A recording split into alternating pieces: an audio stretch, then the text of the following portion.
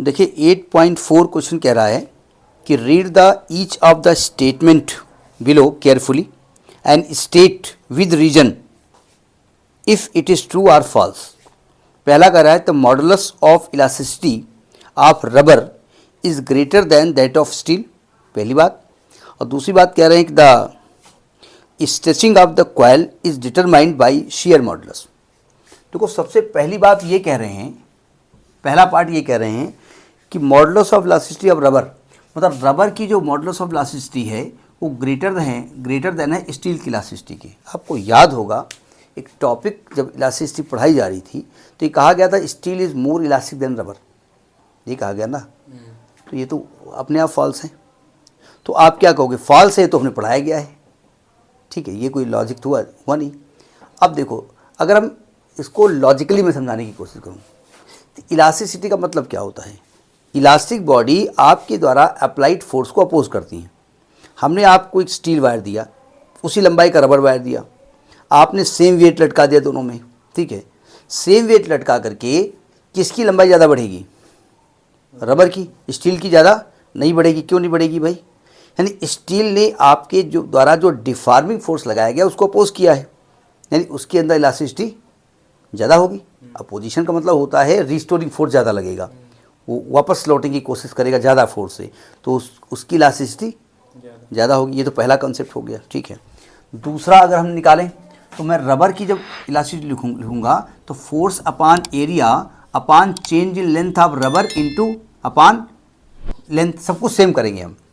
दोनों वायर की length same करेंगे, दोनों का area of cross section same करेंगे, दोनों पे फोर्स सेम लगाएंगे, केवल लंबाई में इंक्रीमेंट अलग अलग लिखेंगे।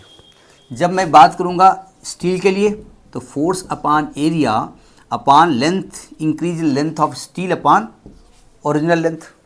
अब दोनों का रेशियो निकालते हैं, वाई आर और वाई एस को डिवाइड करते हैं। जो वाई आर देखो एफ अपान ए into L R upon capital L ऊपर जाएगा, इसको अपान में लिख रहे हैं तो एफ यहाँ आएगा, अपान ए ऊपर जाएगा और एल यहाँ आएगा और एल एस ऊपर जाएगा। क्यों भाई, सब कुछ कट जाएगा ना, यहाँ क्या बचेगा एल एस अपान एल आर। अब बताओ एल एस छोटा है या बड़ा है एल आर से,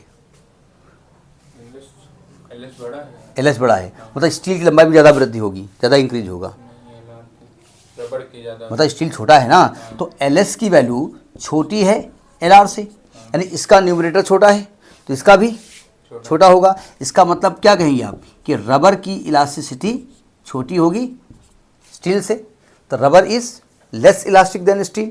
और आपसे कह क्या रहा है, rubber is more elastic than steel, तो आपका स्टेटमेंट सही है गलत है, गलत है, तो ये फॉल्स हो गया। समझ में आ गई बात।